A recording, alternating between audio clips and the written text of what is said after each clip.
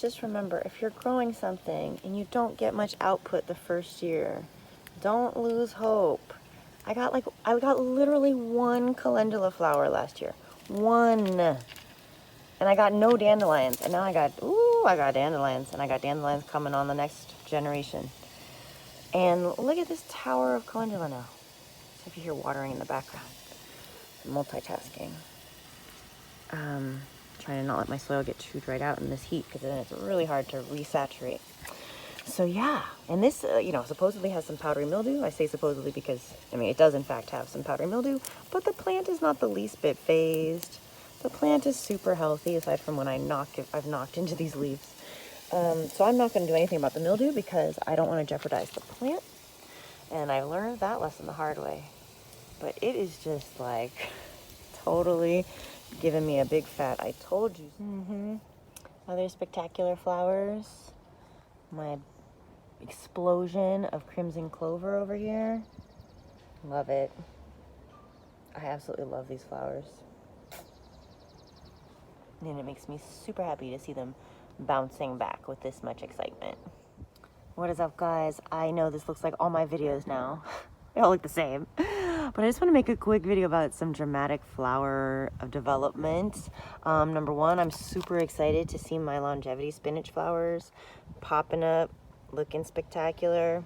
It's hard to see that the longevity spinach is even under there because it is buried under so much borage flower plumage, which I am not disappointed to see, and neither are the bees. So I love that this whole plant is like buzzing. I was actually just making sure that there were plenty of new buds popping up for the bees as well. They are not for lack of food, because some of these look pretty expended. Oops, sorry fella, I'm too close. There's so many of these that are quite expended, but on the end of each of the trellises, I guess I'll call them, there are plenty of new buds, and there's lots of new buds coming in to backfill.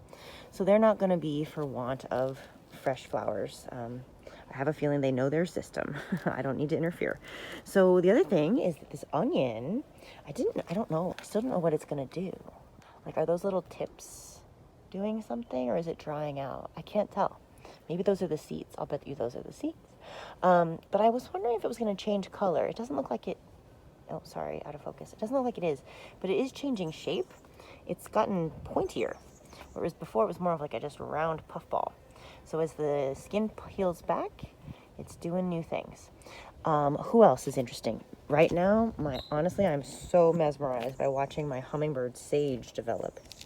Just a dramatic plant. It made me wait so long for it to even get above ground, and so it's just been really, each phase has been spectacular. So now, when I first saw this, I saw that it had a flower, it was like this, and I saw a little flower presenting. And then one day I came out and it was bent over, and I was like, oh, that's not good. Did an animal do that? But there's actually turgor in this stem. It doesn't want me fussing with it, but it's nice and firm. So it intentionally curved over, which I was not expecting.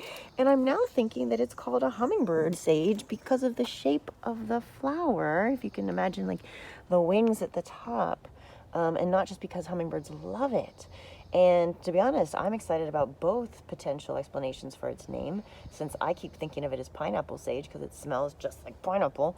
But here's our flower. I hope it is all of the above. I hope it makes the hummingbirds super happy, and it continues to put on this ridiculously spectacular show. It's just like the Cirque du Soleil right now of my garden. So cool.